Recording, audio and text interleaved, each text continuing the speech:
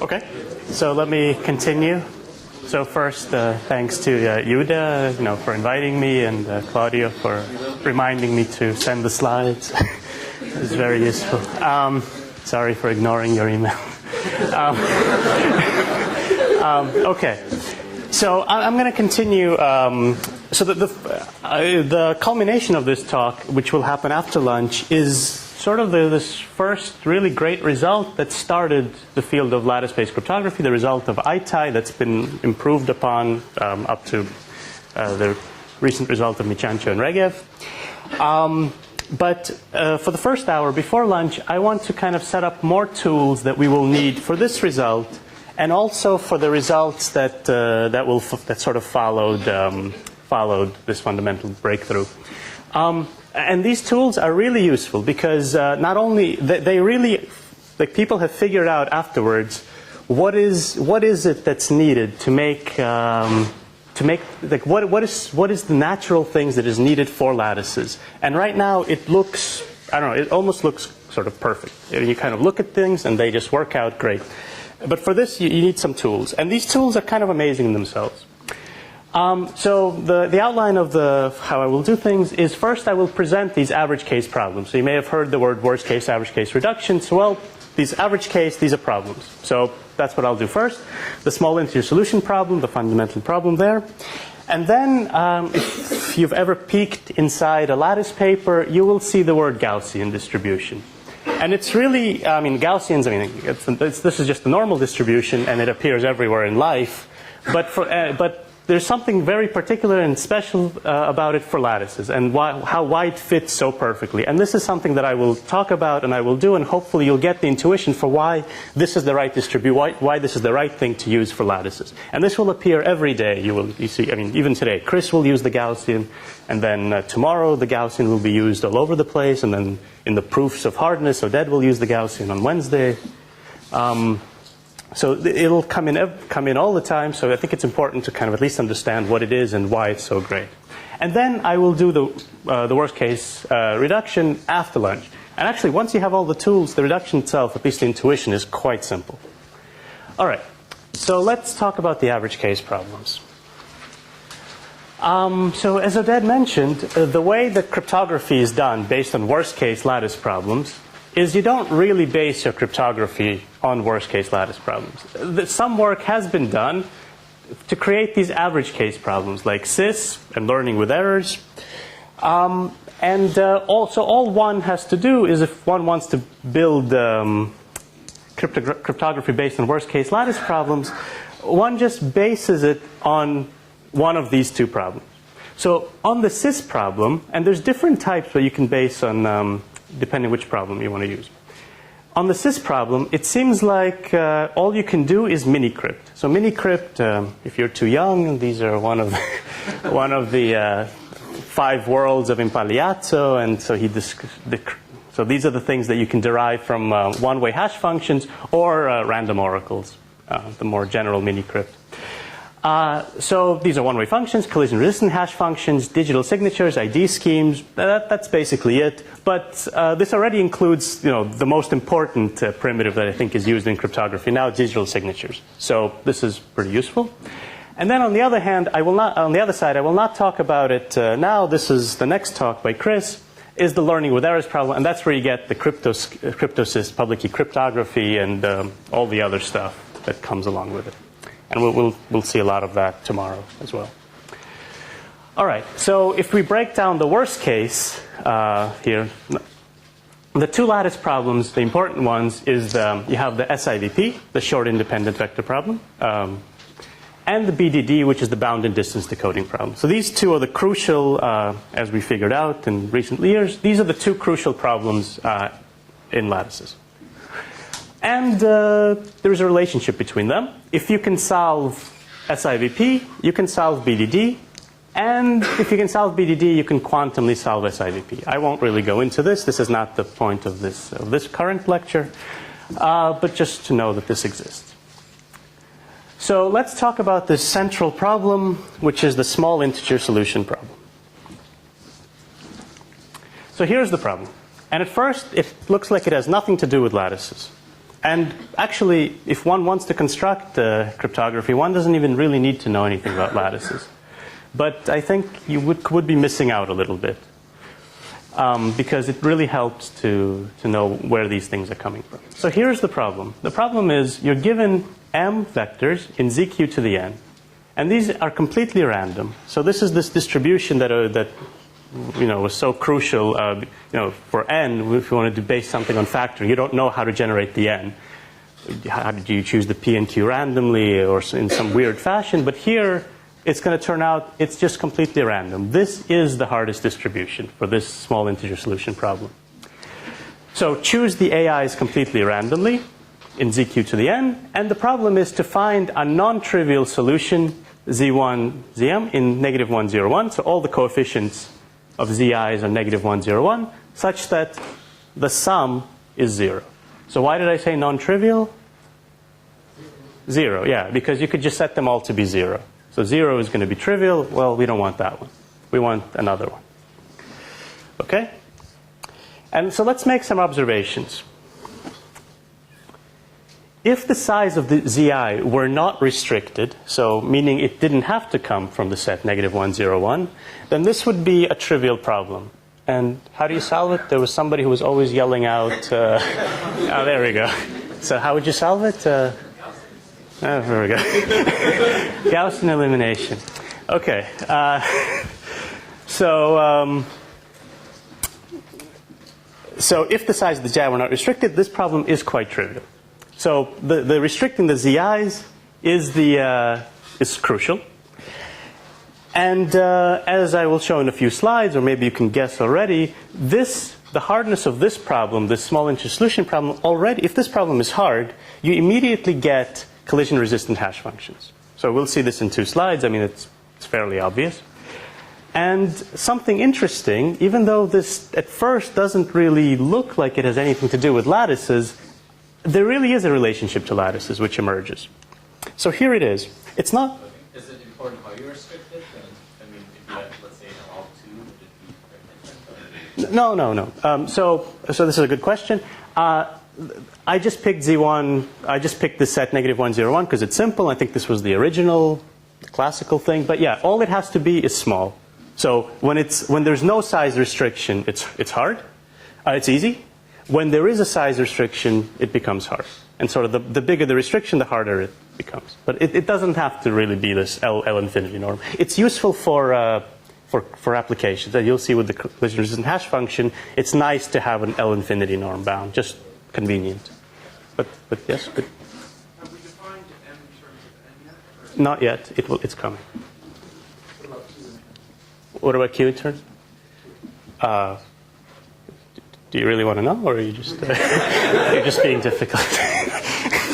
All right.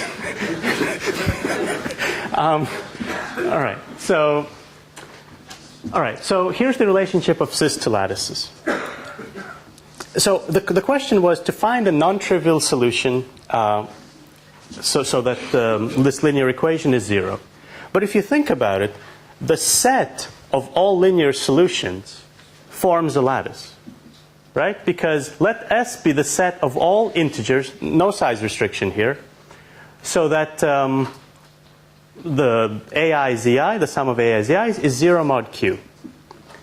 Then clearly for any 2 solutions, their sum is also 0 mod q.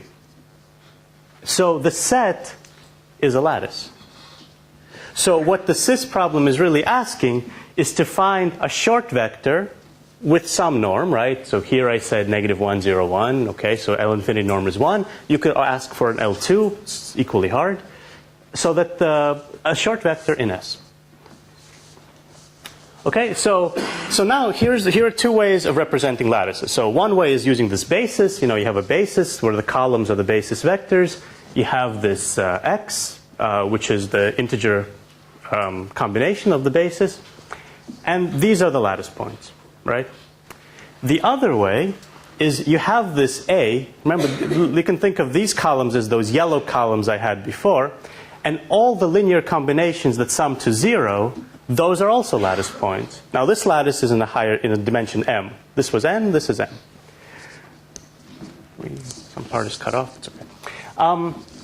And so what the average case to worst case reduction says is that if you could solve random cis problems, you can solve worst case lattice problems. But if you want to talk in terms of lattices, what you can say is that if you can find short vectors in these lattices, in these random lattices, you can find short vectors in all lattices like this. So basically these lattices, these special lattices, because not every lattice can be written in this form, is as hard, finding short vector over here, is as hard as finding shortest vectors in any lattice, because any lattice can be represented like this. Notice the dimension is a little different. This is dimension m, this is dimension n. So that's, you lose a little bit there, and m is n log n, approximately. Okay, so this is all I want to say about lattice. This is not really important for our reduction. This is just a way to think of what is the relationship between cis and lattices and stuff like that. So it doesn't just come out of nowhere, the cis problem. It really has a very tight connection to lattices. All right, so now let's see this picture, and let's do this part.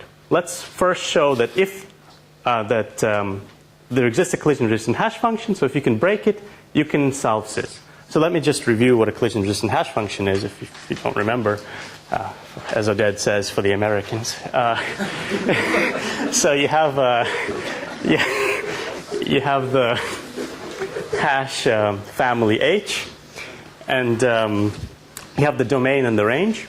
And so what you do is for a random hash function in H, it is hard to find two elements, x1 and x2, in the domain that map to the same element in the range. So this should be a hard problem. That's collision-resistant hash function. So now let's build it based on cis. So here's cis. So let's do the following. We define the random hash function as just pick random AIs. That's going to be your hash function. Now, what is the actual function? Well, the input is some z's in -1, 0, 1. And this is why, Daniel, it's sometimes useful to have L infinity norm, because if you had L2 norm, how do you, I want to map bits, right? So first I have to convert bits to a small L2. So sometimes L infinity is more natural. So the input to HA is -1, 0, 1. And then you just do a sum, right? So the domain of H is 0, 1 to the m. Oh, sorry, it's not -1, 0, 1. It's just 0, 1. So you choose the z's 0, 1. Right. Okay, so the domain of H is 0, 1 to the m. So the size of the domain is 2 to the m. And the range of H is zq to the n, whose size is q to the n. Right? So if Chris were serious about his question, this is, if you really want to know, this is where the relationship for q comes in. So if it's a collision-resistant hash function, you want 2 to the m to be bigger than q to the n. Right? It's a hash function. Hash. So now, you set m to be bigger than n log q. So let's say you can find a collision. So you can break this hash function. So you found some a1z1 plus amzm that's equal to a1y1 plus amym. So you broke the hash function. Well, you solved cis, right? Just subtract, and you have a1 times z1 minus y1 plus ... is equal to 0. And these guys are -1, 0, 1. So, I mean, nothing happened here. Right? It's obvious that cis implies collision-resistant hash functions. Okay. So no questions yet? Good. So now we're going to move to the more interesting part. We're going to move to small integer solution to SIVP. So I want to mention that, here, okay, collision-resistant hash function is pretty simple. The other stuff, not so simple. And this is actually, something that I've been working on a lot, but I'm not going to talk about this at all, actually, during this week. Chris will mention some other things, some other ways to construct it, but not too much, actually. All right, so let's do this part. This is the interesting part. But before we do that, let's talk about the Gaussian distribution. All right. So here is a one-dimensional Gaussian distribution. So it's usually denoted by rho. There's a parameter s, which is the standard deviation. And it's defined as 1 over s times e to the negative pi x squared over s squared. So let's see what it is. Let's see what's going on. So let's kind of ignore the 1 over s term. This is just the scaling parameter needed to make this a distribution, right? Because otherwise you need the integral to be 1. Okay, so let's see. So as x grows, the probability of x appearing becomes smaller. Okay, so kind of numbers that are far away from the origin have a lower probability of occurring. As s grows, the probability of x kind of gets bigger. So this is the standard deviation, right? So if s is very large, then I'm going to show you pictures, then the function is going to be more smooth. And it's a normal distribution, so this is the classical normal distribution. It's centered at 0 and has standard deviation s over root 2 pi. Sometimes people write the normal distribution so that it's, I don't know, has standard deviation s, but sort of for some classical reasons, this is what's used, so everyone's using it now, so I'm going to use this as well, this representation of the Gaussian. So here's an example. Here's the Gaussian where s equals 1. You probably can't see these numbers, so this is 0, 1, 2, and then it becomes really small. So kind of all of the mass, most of the mass is here. Here is here's this s equals 1. This is the black one, and here's where it's 5. So the distribution is much smoother when s becomes bigger. Yeah, I mean these are not great pictures, but. All right, but we don't really care about the one-dimensional Gaussian. For lattices, lattices are in many dimensions, so we care about n-dimensional, multi-dimensional Gaussians. But the nice thing about Gaussians is they're kind of, you can construct them from one-dimensional Gaussians. So here's what a two-dimensional Gaussian is. So now you want, what is the probability of picking a point x, y? Well, the one-dimensional Gaussian on the first axis, on the x1 axis, is this. Is just rho s x1 equals blah. This is the one-dimensional Gaussian. Now the other axis is the same one-dimensional Gaussian, except now it's on the vertical axis. So it's I just changed x1 to x2, and I have this. So now what is the probability of getting a point on a point in the joint of the two axes? Well, it's the product. I mean that's the probability, right? It's the probability of getting this on this axis and this on this axis. So you multiply the two together. So you multiply, nothing happens. So far, we're not really using any property of the Gaussian. So you do the product, and things in the exponent add up. And now you get something kind of interesting, right? It's 1 over s squared times e to the negative pi x1 squared plus x2 squared. And so this is nice because this is just the norm of x. This is just the distance of x from the origin. So the probability of generating a point x just depends on its distance from the origin. Right? So, okay. So, I mean, still, so far, nothing happened. Why do we care? Okay, so here's an example of this two-dimensional Gaussian, right? I mean, this was, I think, was lifted from Wikipedia. So I'm not sure. Can you see the colors? No. So the blue is kind of low probability. The red is high probability. So this kind of goes up like this. It's a very nice picture. Okay, so this is a two-dimensional Gaussian. And now the n-dimensional Gaussian is defined in the analogous way. So the probability of getting this vector x is just 1 over s to the n times e to the negative pi, the norm of x squared. This is the n-dimensional Gaussian.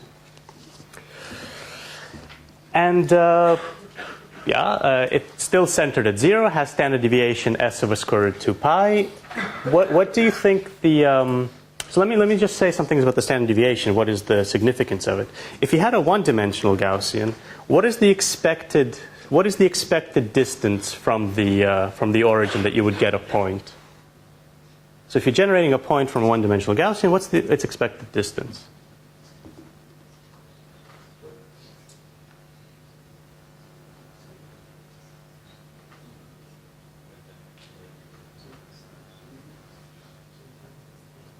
So is it more than the standard deviation, less than the standard deviation? All right, what is its distance squared? What? The variance. Okay. Okay, so the distance squared is exactly the variance, right? Which is the square of the standard deviation. Okay, so its distance is, okay, it's less than the variance, is less than the square root, but it's not too much less. Right? So this standard deviation is quite important because it kind of tells you how far away the point will be from the origin, right? So in n dimensions, if the standard deviation is whatever this, what is going to be the approximate distance from the origin of the point? So in each dimension, it's going to be this. So in n dimensions, it's going to be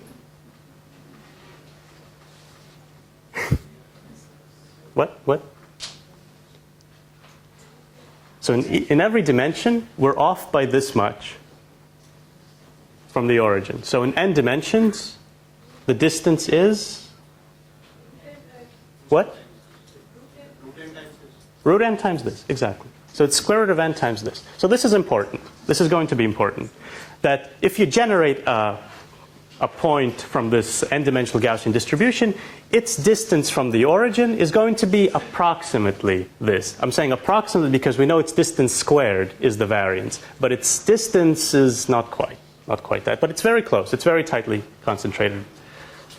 Okay? So here are some useful properties of the Gaussian distribution.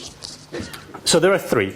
The first two we kind of already hinted on, but the third one, this is the kind of the most interesting one, the coolest one, I think, and one that really has all the significance in lattices. Okay, so let's do the first two non-interesting ones and then go to the third one.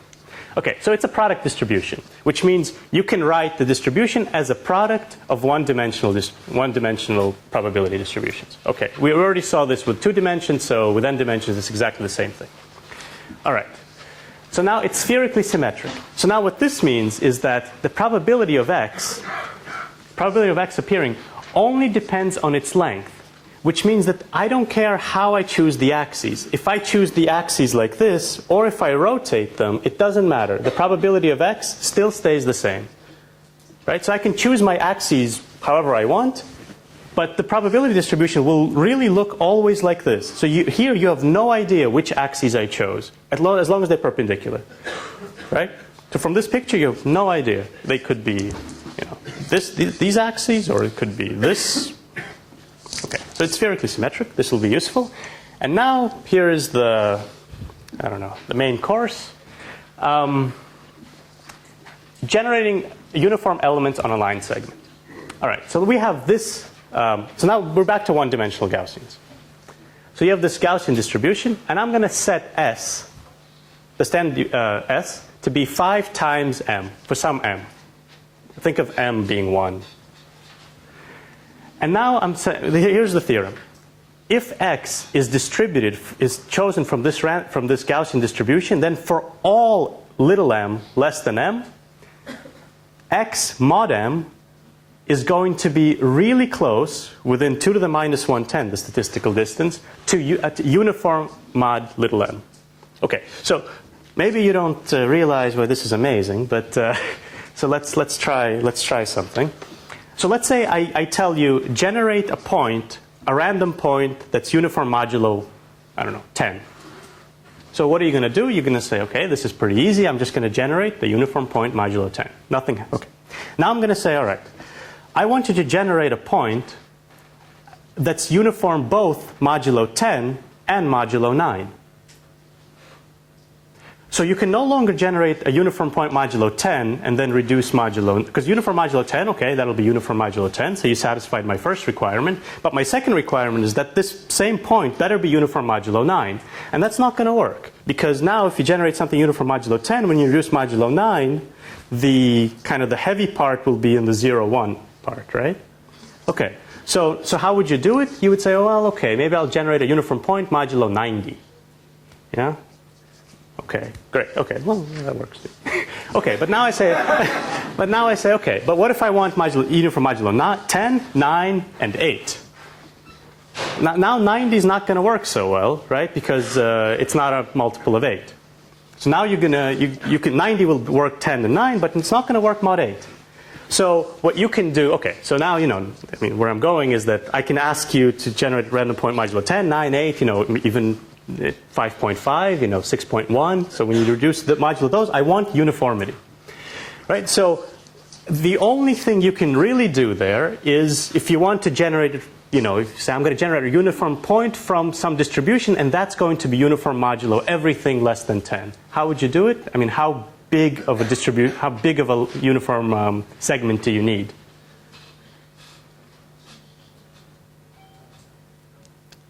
What? Least common, well, okay, so least common multiple, but that's only for integers. But what if I wanted, you know, mod all the decimals too, right? Yeah, I mean, the point is what you would have to do is you would have to generate a point, an element that's uniformly random modulo like 2 to the n. Right? Because if you generate something modulo 2 to the n, okay, it's not going to be a multiple of everything less than 10, but it'll be close enough. So the statistical distance will be okay. But here's what you're doing. You're generating a really large point, a really big, you know, valued point, just to have it uniform modulo everything less than 10.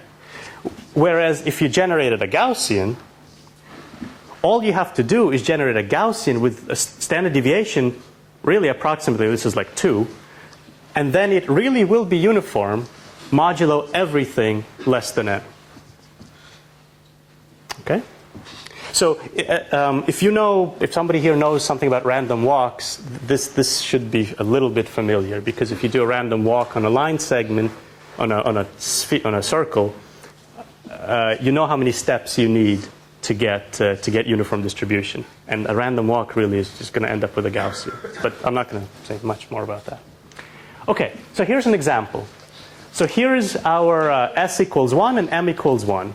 So notice that if s were 5, this would be uniform, but here it's not uniform yet. So let's look. So here's the Gaussian. Here's what it looks like, and here's what the Gaussian looks like modulo 1. So notice that it's not uniform, and we can see it. So it's kind of big and on the edges, and it's small at around 0.5. So, and you can see why this is true, right? Because over here, so here's modulo 1. So over here it's quite big, and over here negative side is quite big. So the negative side correspond to this part.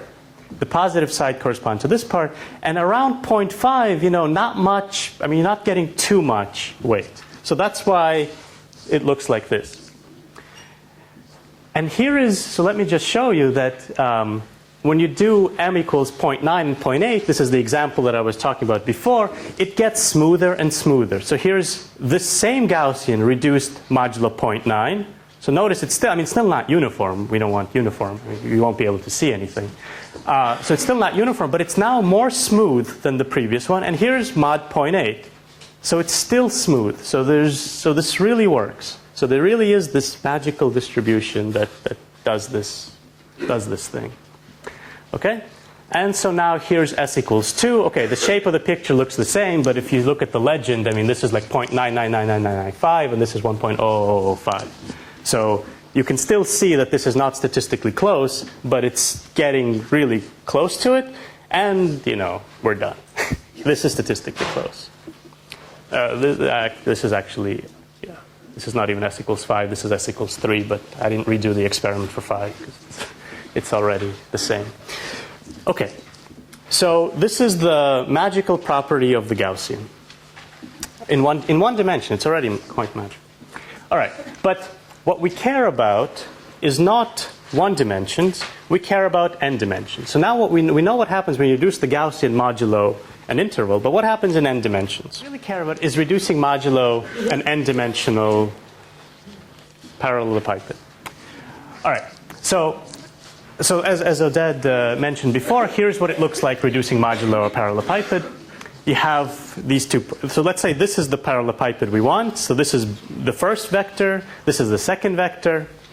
And so what you want is to take any point and write it as the first vector times something less than 1 plus the second vector times something less than 1. So the way you do it is you just keep adding or subtracting lattice points from this point to get into this parallelepiped. And the same thing for this one. So, oh, did it work? Oh, it worked. Okay. So this is the same as this point. This is the same as this point. So what we want is we want to generate a point using our Gaussian distribution somehow so that the point generated is uniform modulo this parallelepiped. So the question is, we know what happens for one dimension. For one dimension, you take the standard deviation, or the s, the parameter s, to be 5 times m, where m is the maximum length of the line segment. But what do you do for a parallelepiped? What is this parameter s? How big must you set it so that the distribution is uniform modulo the parallelepiped? And so this is the question now. And this is sort of really crucial to the worst case to average case reduction. So let's do something simpler first. Let's pretend it's not a parallelepiped. Let's pretend it's a box. So any ideas here for how big S must be? If I tell you that the dimension of the box is each direction is no more than m. How big should S be? M squared. Why m squared? Because it's a box? No, but it's an n-dimensional box.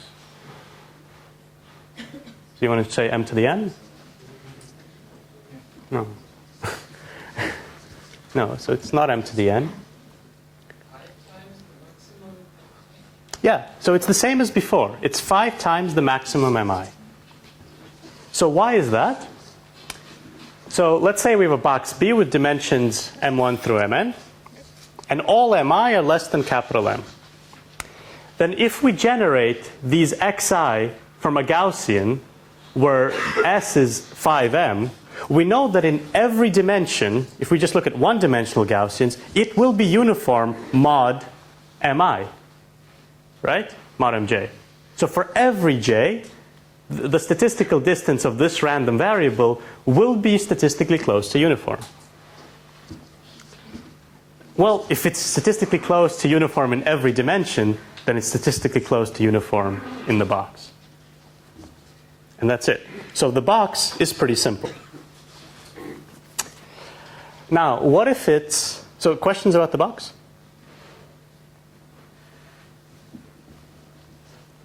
What if it's a rotated box? Then? The fact that they have the same distribution doesn't mean they're independent.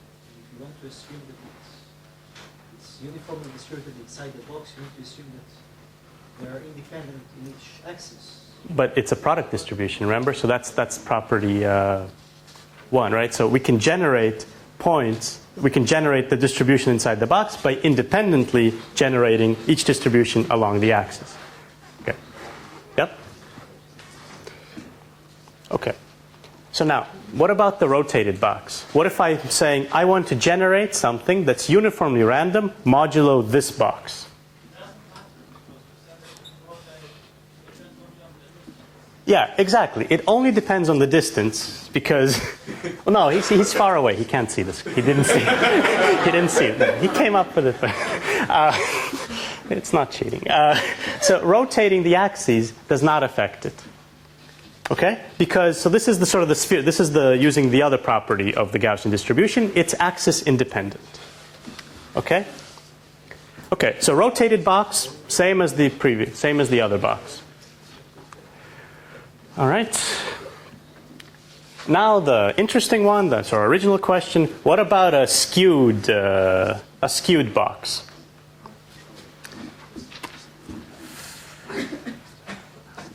So let's say I have this A. Let's say I have this box A and possibly in an unrelated box B.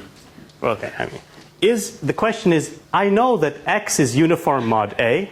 The question I want to know, is X uniform mod B? What property must B have? What is the relationship between B and A that will enable us to state that if X is uniform, X mod A is uniform, X mod B is uniform? All right. So here is the first, kind of off the top of your head. You might say, well, if the volume of B is much bigger than the volume of A, meaning the determinant of B is much bigger than the determinant of A, well, then probably no, right? You could think of cases where it's uniform mod A, but B is just so much bigger that it's not uniform mod B. Okay, so that's kind of obvious. So maybe the determinants of B should not be bigger than the determinant of A. So let's say the determinant of B is equal to the determinant of A. So here's A, here's B. The determinant of A really does equal the determinant of B. But this didn't quite happen yet. Didn't quite happen, right? Because things could be uniform mod A, but B is kind of long on this side, so it may not be uniform mod B. Like this part of B will be missing out. Will have no weight. Okay. All right. So here are two conditions for which when it may actually work. If something's uniform mod A, it actually will be uniform mod B. So if, let's say B equals A times U, where U is a matrix with determinant 1. So this means the determinant of B equals determinant of A. So X mod A is uniform implies X mod B is uniform if one of these things holds. This is not exclusively. I mean, there may be some other. If U is an integer matrix. So if U is an integer matrix, this holds. What does it mean if U is an integer matrix? What's significant between B and A? They're both bases of the same lattice. Yeah, they're both bases of the same lattice. Okay, so if U is an integer matrix, then if the two lattices are the same, so B and A generate the same lattice, then if you're uniform mod B, you're going to be uniform mod A. Or the other one is the following. If U is an upper triangular matrix with ones on the diagonal, you may not quite see immediately what the significance of this matrix is, but you've seen it before in the previous talk. Then this also holds. Okay, so let's first do theorem 1. The first, proving the. Before I do it, let's make some simplifying assumptions. I don't want to work with the real numbers, so let's pretend that the real numbers are divided into a really, really, really fine grid, like a really small grid. And any two parallelepipeds that have the same determinant, meaning they have the same volume, they have the same number of grid points inside. Okay, so let's just. I mean, this is true at the limit to infinity, but let's just pretend. Let's just say it's true. Okay, so what we have is that we have this one-to-one relationship between, what we want is this one-to-one relationship between the coset modulo A and the coset modulo B, right? So between this group and this group. So if we can establish this one-to-one relationship, right, that there's a mapping from points here to points here, and it's one-to-one, it means that if something is uniform mod this, it must be uniform mod this. Yes? So this is what I'm going to prove now. Okay. So what we're going to show is the following. For every A point equal to AZ, where Z is in 0, 1, meaning this means that this is inside the parallelepiped generated by A, right? A mod B is distinct. So there are no two A's that map to the same point. So what this will show is that if X mod A is uniform, then X mod B is uniform too. So if you can establish this mapping between these two sets, then this is enough to prove that if something's uniform mod A, it's uniform mod B. Okay. So here's what I mean by a one-to-one relationship. So let's say you have this A and B. So for every point A, there is really a distinct point inside the parallelepiped spanned by B. So this is a one-to-one relationship, whereas this, for example, this was our bad example, this is not one-to-one because all three of these points, if you reduce them modulo B, they would map to 0. Okay? So we want to show that if one of the two properties is satisfied before, that will be in this case, not this case. All right. So let's do the first one. Let's pretend the determinant of U is 1. So Oded kind of already sketched this proof pictorially in the previous talk, but let me actually do it more, with math now. So if B equals AU and the determinant of U is 1, meaning B and A generate the same lattice, then I'm going to claim that it doesn't matter how you choose the parallelepiped. If it's uniform mod one parallelepiped, it's going to be uniform in the other parallelepiped. Okay. So U is an integer matrix, then the lattices are the same. So the two lattices really it's the same lattice. Therefore, if you have A times Z1 mod B equal to A times Z2 mod B, meaning two elements in the parallelepiped spanned by A map to the same element mod B, which is sort of bad, so this is a proof by contradiction, then here's what happens. If you subtract, you have A times Z1 minus Z2 equals 0 mod B. Okay, nothing happened. So, which means that A times Z1 minus Z2 is in the lattice generated by B.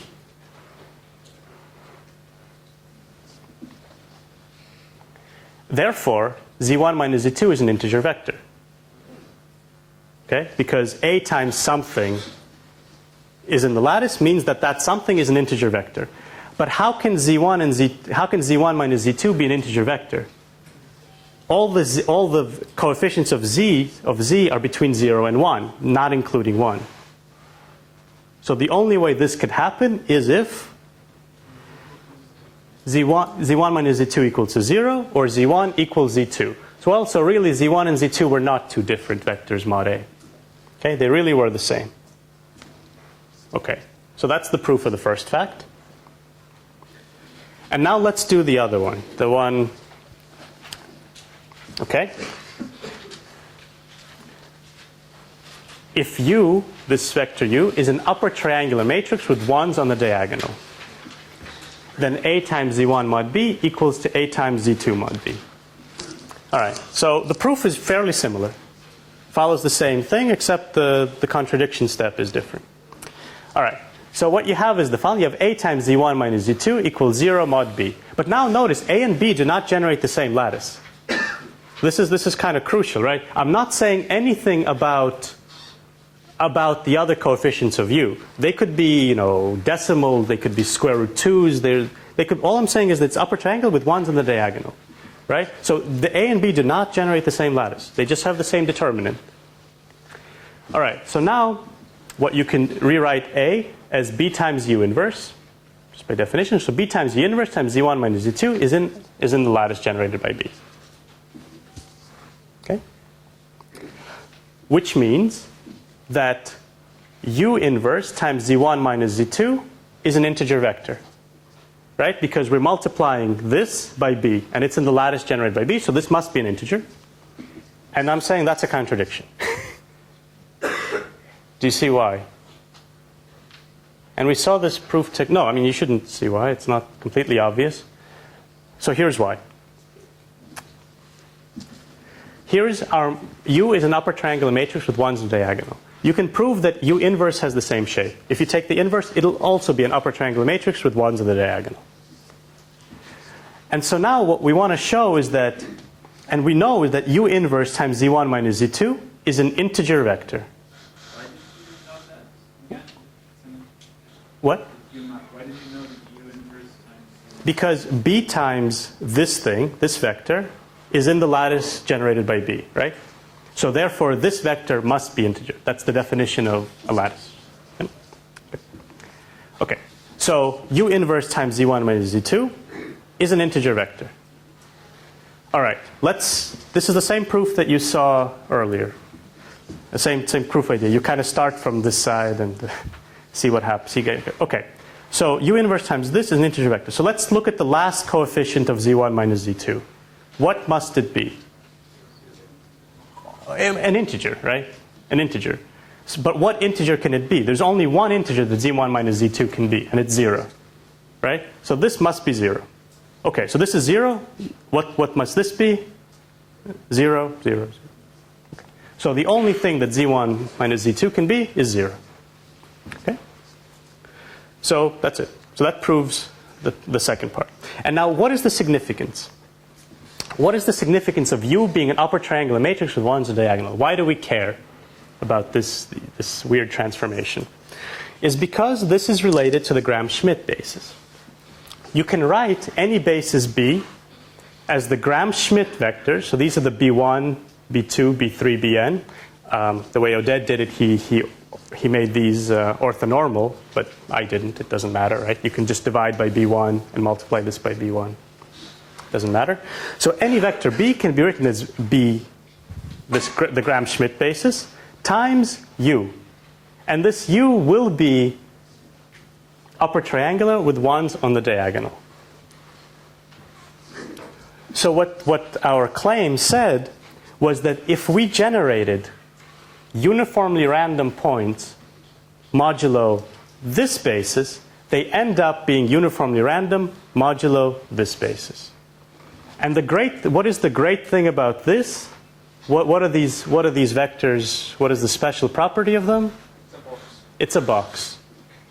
And in particular, a possibly rotated box.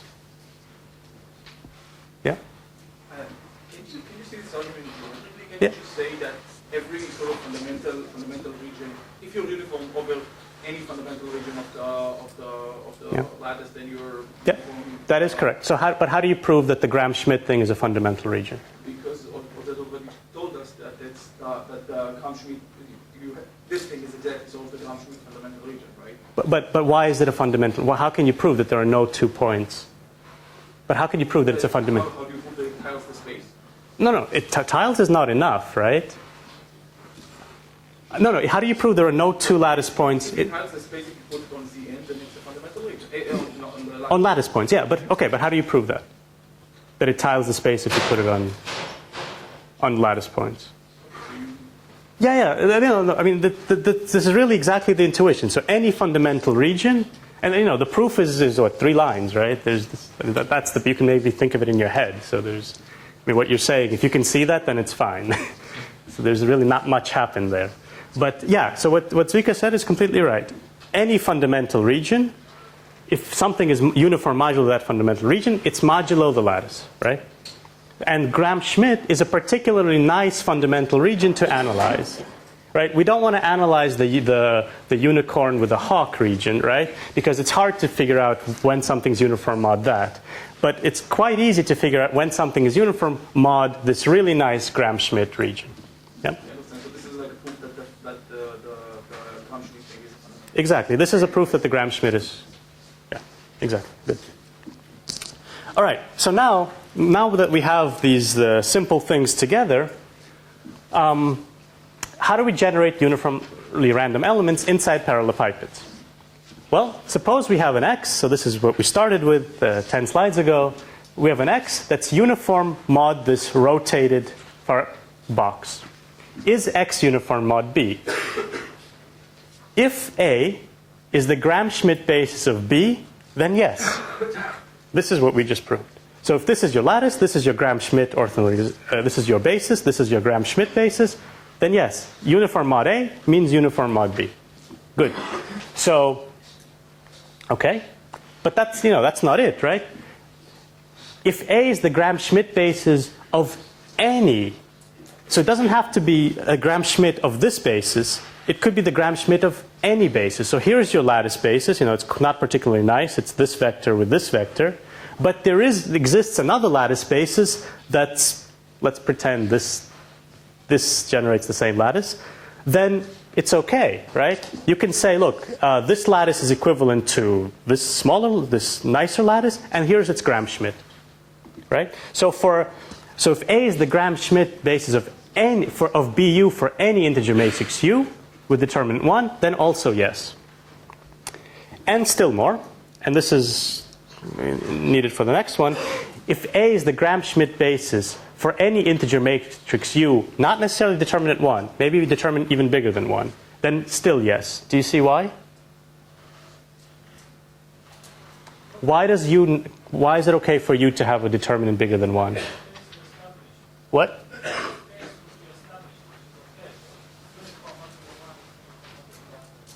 Yeah, if U has determinant 1. But what if U has determinant bigger than 1?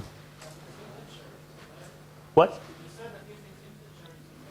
No, I said integer determinant 1. Because integer determinant 1, it means these are the same lattices. B and BU are the same. But what if the determinant is bigger than 1? What if the determinant is 2? What is the relationship between B and BU in terms of lattices? What? Sublattice. Which one is a sublattice of which one? What? The one with the bigger determinant. Exactly. So if you have a lattice BU, then BU is a sublattice of B if U has determinant bigger than 1.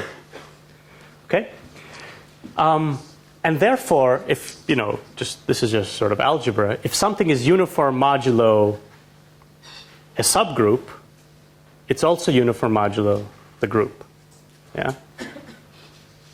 Okay. So then also yes. Okay? So this is because BU is a sublattice of B. Okay. So now what are we getting at? What is this theorem of, this is the theorem eventually of Michancho and Regev. So let's say we have C equals BU, and BU is either a lattice or a sublattice such that all vectors of C are at most, and this is the nth successive minima of B. So suppose C is such a matrix. Then if you do a Gram-Schmidt orthogonalization, all vectors of C are of length at most lambda n of B. Do you see why these two things follow? So there must be lambda n of B means that there exists n vectors, n lattice vectors, that are all less than lambda n of B. Right? So this is this basis. This is the basis that has all these short lattice vectors. If you do the Gram-Schmidt orthogonalization, the vectors of the orthogonalization are going to be of length at most lambda n of B, because the orthogonalized vectors are at most the size of the actual vectors. Okay? And therefore, if S, this parameter in the Gaussian is bigger than 5 times lambda n of B, and X is, you pick your random variable from this distribution, then X is uniform mod C. Okay, this is our C now. If it's uniform mod this, then it's uniform mod the lattice. So what this theorem says is that if you pick the S to be 5 times lambda n of B, then the result is going to be uniform modulo the lattice. So this is the relationship between the width of the Gaussian and this parameter, this lattice parameter. So this is going to, I'm going to get to this after lunch, how we're going to relate. This is kind of the relationship that emerges between these Gaussians and this lambda n, and this is why we're going to get a reduction to the SIVP problem. So Chris asked me to mention that, okay, sometimes you don't want to take this extra step of relating to lambda n of B. Sometimes you might want to express the relationship in terms of Gram-Schmidt basis. So all you have to take S is to be the min max of any parallelepiped, of any sublattice, of the Gram-Schmidt orthogonalization of any sublattice. So you don't have to, so just kind of stop on the previous slide. So just find your U so that the Gram-Schmidt basis, maximum Gram-Schmidt basis, is the smallest of all the possible Gram-Schmidt bases. And that's how big you have to take. But kind of classically, we've defined everything in terms of lambda n, so I want to do it in that because it's easier to see. Okay, so let's see how this works. So here's the main theorem. What I just said, if S is bigger than 5 times lambda n of B, then X mod B is really close to uniform mod B. Okay? And so here are some pictures. So of course, again, this is from the previous talk. When you look at pictures, you don't want to look at pictures modulo the parallelepiped. Pictures look nicer if you kind of extend the periodic thing over all space. And so here are all the lattice points, right? So what it means to take a Gaussian distribution modulo the parallelepiped, think of us putting this Gaussian distribution on every lattice point, right? And not reducing mod anything. So this is exactly what things are going to look like. So here is S, so clearly this is not uniform. Here is a slightly bigger S, not uniform. A slightly bigger S. Getting there, and here is S equals 5, probably flat. Okay, so this really works. Okay, so we have 2 minutes. Other questions? Yeah. For the what? What? The relation between say that they want to set a uniform. What? Yeah, just. Say that I want to choose the Gaussian to minimize the coefficient, so the standard deviation. In the pivot, I have to go what number is lambda n? Well, you have to, yeah, there are lattices that really you do need to go lambda n, yeah.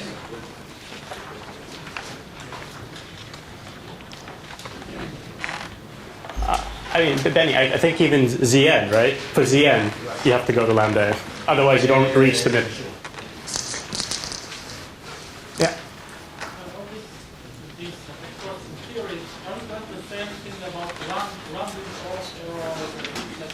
I'm sorry, I can't. Could there be problems with rounding errors? You know, because you work on a computer, it's not infinite precision. Oh, with rounding errors. So you're saying I generate something, you know, I generate a real number, do modular parallelepiped, and it's not random anymore. Okay. Rounding errors, this is, precision is always a problem with lattices. So for example, this LLL algorithm, for example, I think all of the research has gone into how to make it faster because you really need a lot of precision. So there are ways to deal with it, but it's definitely an issue. So you have to take the precision big enough so that you know in your final, whatever it is you're doing, it doesn't matter. Right? But yeah, but this is absolutely an issue in real life. What? Not so much in crypto. When you do crypto based on sampling, it is, right? It is an issue. Anyone else?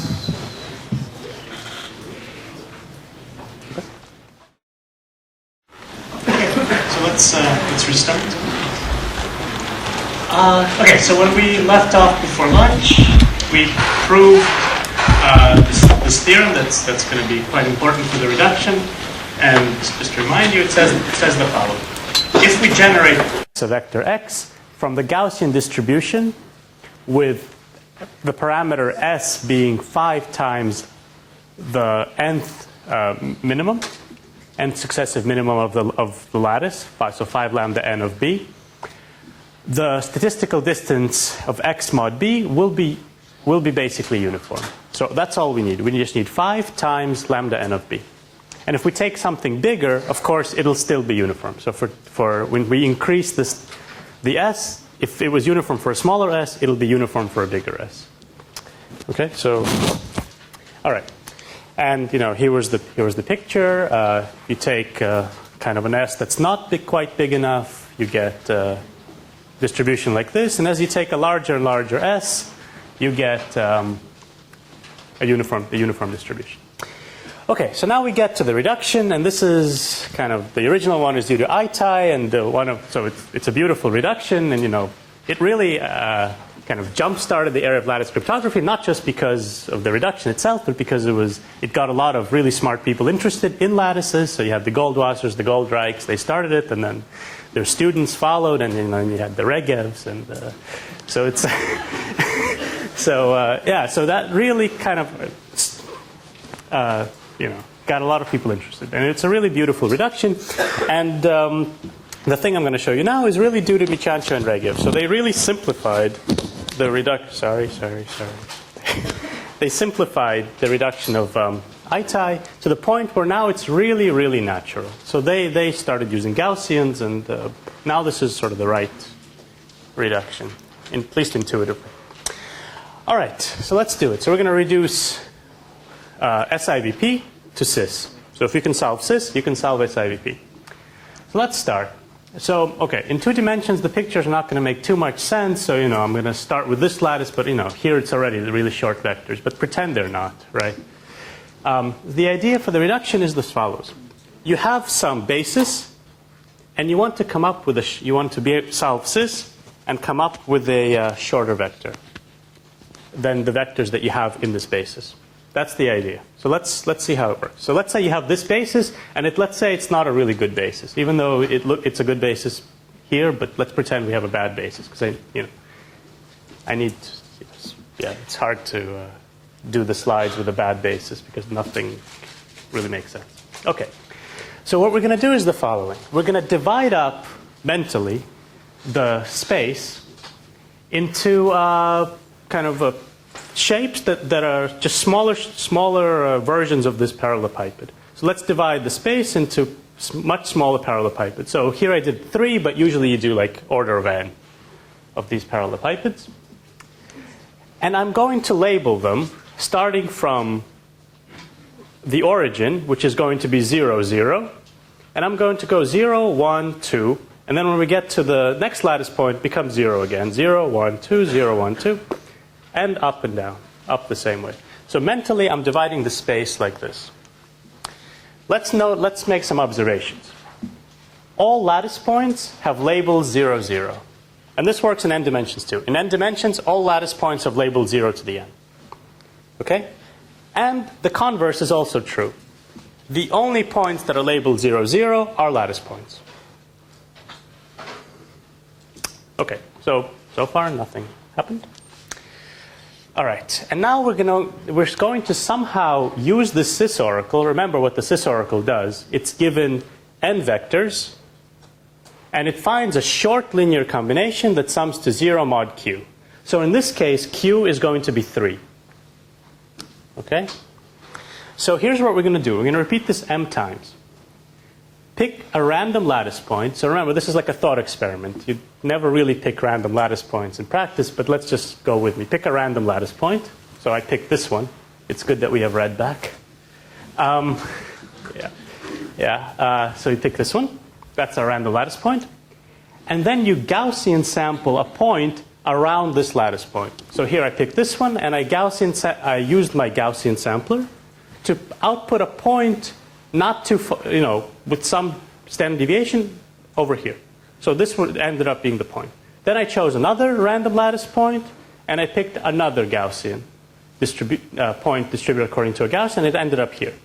Then I picked another random lattice point, and I picked another Gaussian, and it ended up here.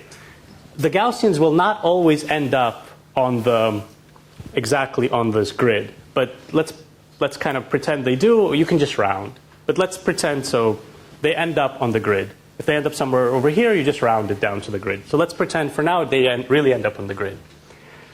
All right. So here is the thing that we needed before from, what it used the theorem from before, is that all the samples are uniform in ZQN. Do you see why? So this is really important. Where did Q come from? Q is 3. Oh. Yeah, sorry. Why are the samples uniform in ZQ to the n?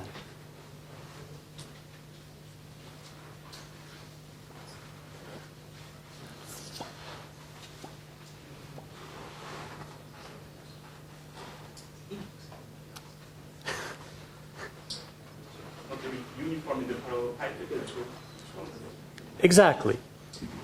We chose the Gaussian distribution to be at least 5 lambda n, right? Which means that these points are uniform inside the parallel. If you reduce this modular parallelepiped, it'll be uniform. But this is equivalent to sort of picking a random lattice point and then picking an offset using a Gaussian. So as long as we take a standard deviation big enough, this will be uniform inside the parallelepiped. So it's uniform inside this parallelepiped, but the parallelepiped is just ZQ to the n. Right? Yeah. If we don't know a good basis, how do we know what lambda n is? Oh, but you don't know what lambda n is either. I mean, you don't even know what lambda n is either. But as long as you pick a standard deviation, right, and it's bigger than lambda n, then everything is okay, right? So you don't really need to know lambda n. You just need to pick something bigger than lambda n. At some point, your reduction will stop working, and then you're stuck. Then you can't do anything. So you can't continue indefinitely, right? But as long as it's bigger than lambda n, you continue. What happens if I don't pick random lattice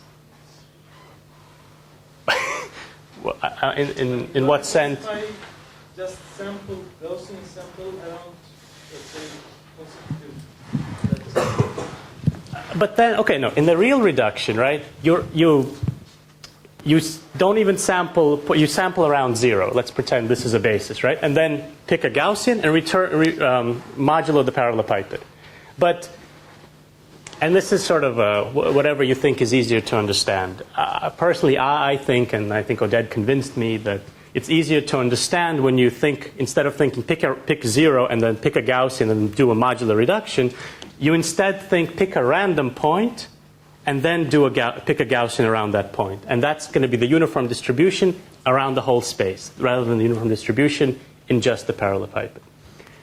So however you want to think about it, this is just sort of whatever helps you. If it's easier for you to think about modular parallelepiped, then go ahead. Think modular parallelepiped, and then you have point, modular parallelepiped, and it's uniform in ZQ to the n. Yep. ZQ to the n is like the discrete grid? So it's this. So this is like 0, 0, this is 0, 1, this is 0, 2. When you say Gaussian sample, you mean Gaussian sample, then you go to the closest point on the grid? Yeah. Yeah, this is what I mean now. Okay, and since it's uniform over the reals, it's clearly uniform if you do this rounding. Okay?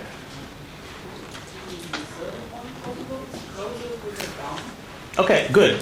That's a good question. So notice the third point, right? When I sample the Gaussian, this one's actually closer to this one. But that could happen because the radius of my Gaussian is lambda n. So the distance could be lambda n times root n. So of course, it is absolutely possible to be much closer to some other point than to the one I started with. And it's actually quite important for the reduction. So do you do binary search of lambda n or functional lambda n? So, okay, so my point is, what I want, the goal is to get a vector that's shorter than a vector I already know. Right? The vector I already know. So if the vector, so I pick something that's a Gaussian that's sort of the length of this vector, the longest vector, right? Yeah, exactly. If I can get a shorter vector, if everything works out okay, then it works out okay. But if it stops working, I know that I must have reached lambda n. Well, you know, there's some constants, some factors there. But that's basically, you just keep doing the reduction with the longest vector that you have. You think that that's lambda n. And then you keep going. At some point it'll stop, and you say, okay, if it stopped, it must mean that I'm trying something that's too small. Yeah? Or you can do what you said, do a binary search with lambda n. It doesn't matter really. Any more? Like, but doing this rounding, isn't that like kind of the CTP for a certain gamma? Like, I'm sorry? Doing this rounding, you sample a point and then you round to this lattice. Is that not like kind of finding the closest vector, CTP problem? You know? Well, it's not finding the closest vector. It's I'm rounding, right? So I'm not. So this final lattice is just the Zn. No. Yeah. I mean, all I do. I mean, do you believe that I can do modular reduction, like modulo parallelepiped, right? I can do that. That's not solving CVP. So I do modular reduction, so I'm in this parallelepiped, and then I just round, and I just make it 0 inside that parallelepiped, this small parallelepiped. So let's not think it's not even rounding, right? So it's not finding the closest one. It's just, let's say, going down, right? So if you're here, you go here. It's true. This can move the point by a lot, but that's but that's okay. Yeah, exactly. So maybe rounding was maybe that's the wrong word. Rounding, I didn't mean finding the closest vector.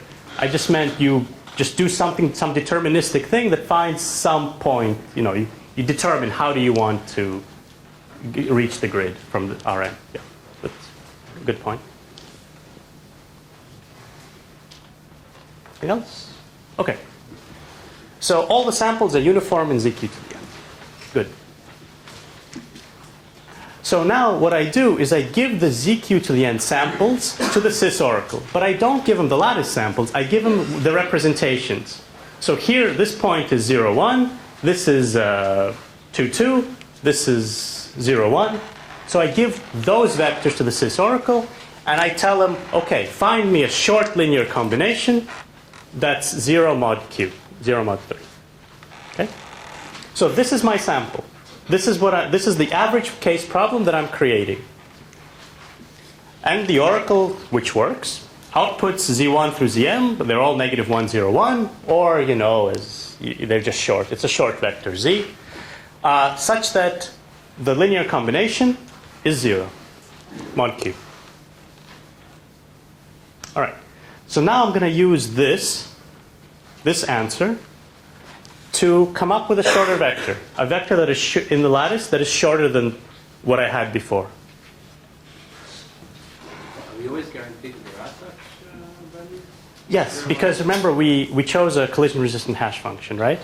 So as long as there are collisions, if you subtract the two collisions, it ends up being 0. Right? So as long as you choose the domain to be bigger than the range, this is guaranteed. So remember, 2 to the n had to be bigger than q to the n. 2 to the m is bigger than q to the n, right? Okay. All right, so we do this. We gave the ZQ, we gave the samples to the oracle. He gave us the answer, and now we're going to do something with this answer. Let's okay, so this red point, let's call it VI. These are lattice points. VI's are lattice points. This yellow, let's call it SI. These are not lattice points. The yellow points are actually connected to the AIs, which we gave to the cis oracle. And there's this RI, which is just the distance from the VI to the SI. And this is related to the Gaussian radius. Right? So these RIs are approximately, this is the lambda n times root n, because that's the distance. Okay. So we have this. We know that S1 times Z1 plus dot dot dot plus SM ZM is a lattice vector. How do we know this?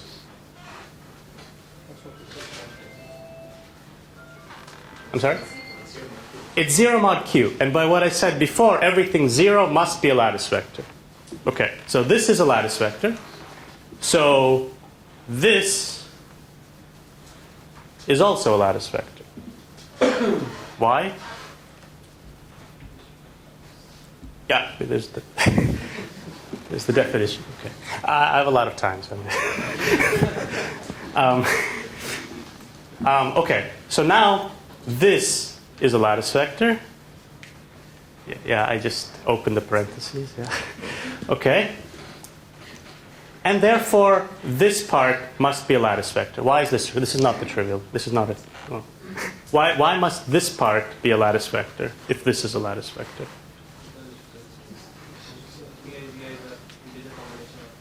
Yeah, because this part is a lattice vector, right? So therefore, a lattice vector plus something is a lattice vector. Well, that something must be a lattice vector too.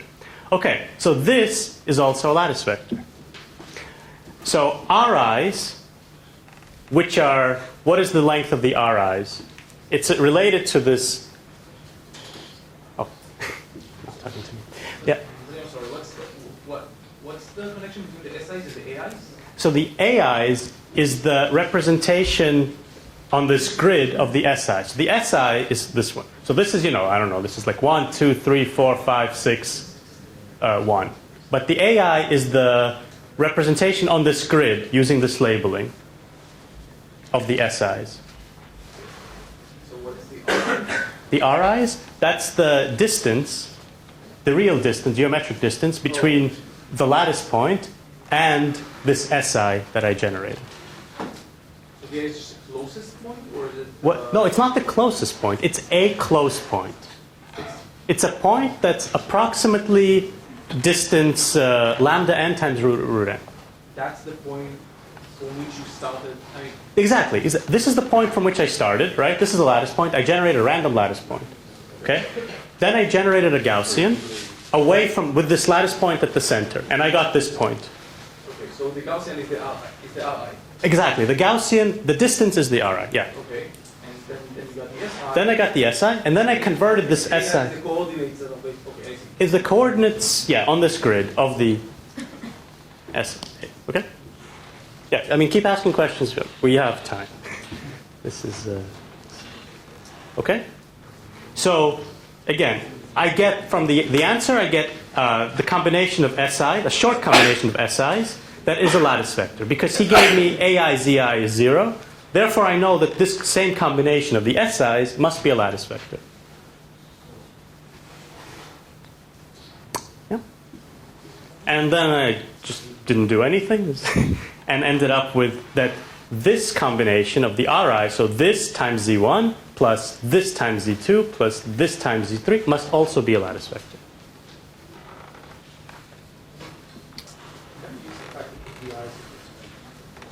The random, I did use, you see, the VI's random doesn't really make sense, right? You can't generate a random lattice point. This is just a way of representing modulo parallelepipeds, right? So instead of working with a particular representative of the coset, so a particular representative of the group, you work with the entire coset.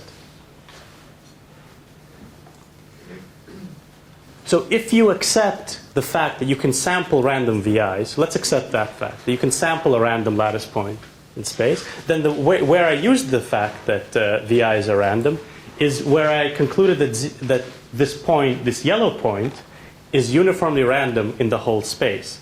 Therefore, uniformly random is EQ to the n. Right? But in the real world, you can't pick a random VI, so you just you pick a particular representative of the group, which is 0. You know, that's okay. Okay. So this is also a lattice vector. No? Is it important that you started with different VIs, or could you have just sampled around the same point? So there's no VI, right? All I wanted in the real protocol. Now I'm starting to think that this was not the easiest way. In a 10-minute talk when there are no questions, yes. No. So if there was no, so think about how you would sample a point that you want it to be uniformly random in the whole space. You would want a random VI, which is 0 in the group Rn mod the lattice, plus some offset, right? So you can't choose the same VI all the time in this thought experiment, right? Because then you don't cover the entire space. In the real world, again, there are no VIs. It's always 0. You always choose this, then do an offset, and then do modulo the parallelepiped. And the question is, what is the element of the group that you will get, right?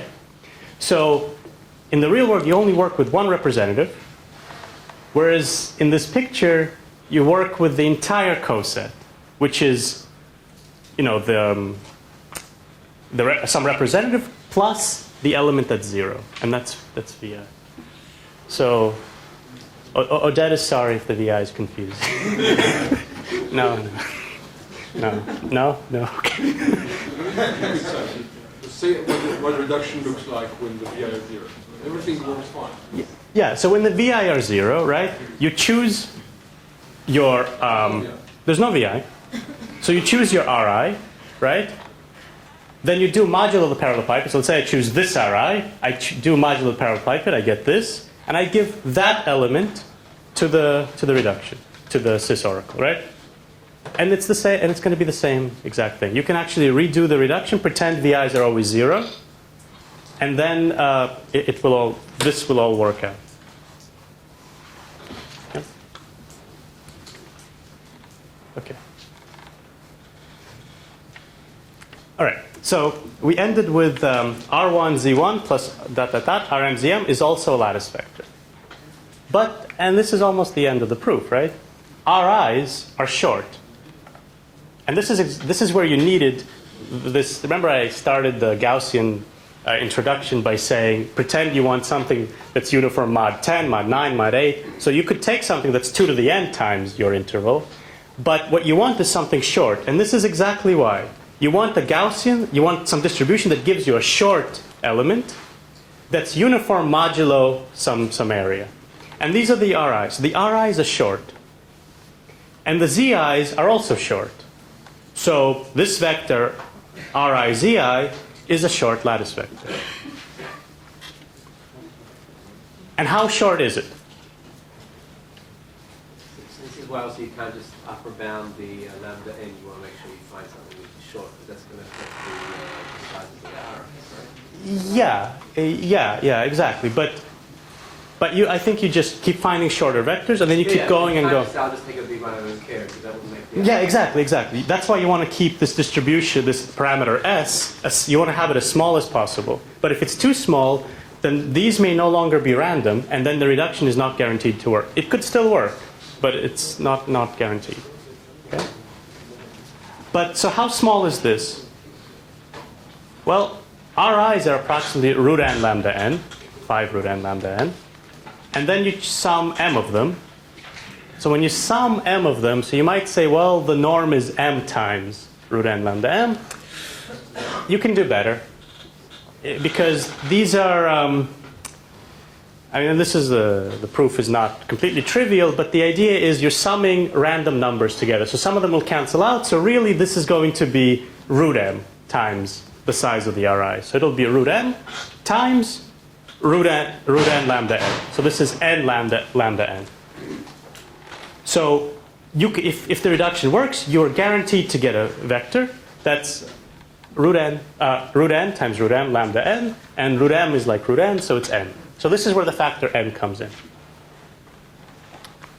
So this is the basic idea of the reduction. There are some technicalities. So what I guess we've touched on is you can't sample a uniformly random lattice point. That's why in the proofs you work with Rn mod L, Rn modulo the lattice. And here's a bigger technicality. What if the sum is 0? Right? Then you get nothing. Then you get, oh great, you get 0. And this is a very crucial. This is actually a pretty hard thing to prove. And in the paper, this is actually what takes most of the work, I think. That you can show with high probability it is not. And the reason is because given an SI, there are many possible RI. So this is related to a question that was asked.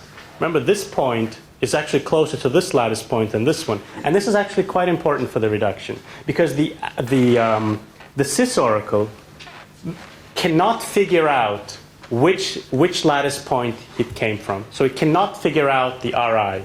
And so therefore, if it's trying to be malicious and actually give you 0, it can't, because it doesn't know the actual R. So it cannot give you 0 if it doesn't know the RIs. Right? It can never be sure what the RIs were. And so therefore, you can show with some non-negligible probability, this will not be 0.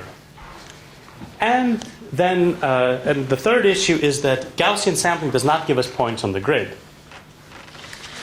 Well, but you could round to a grid point using some deterministic algorithm, right? But here you have to be careful because the rounding distance gives us, adds some, adds some distance to the length of the point that you generate. But this is not so bad. But you can do something better by sampling the grid points directly, and this is something that I hope Chris will talk about on on Monday when he does his discrete Gaussian sampling. So then you don't have to. It's a slightly harder thing conceptually, but you really get the grid point. I'm confused by one thing. We found something which is the most n times larger than lambda n, but we're looking for lambda 1. No. We're looking for lambda n. We're solving SIVP. You have to find 4. You have to find n. For SIVP, you have to find n vectors forward, right? Yeah, exactly. But you will. I used to. Because you keep repeating, right? And you keep finding a shorter vector than the longest vector in. Yeah. Something to prove. Yeah. But it's definitely SIVP. So SVP is an open problem. We have nothing relating to finding the shortest vector. The length of the shortest vector, yes. Decision problem, it exists. Search, nothing. So this is a big open. It's been an open problem, I guess, for 15 years. To get something based on SVP doesn't exist. It's just. Yeah. For any approximation. One. So, yep, this is, more questions? We have a few minutes.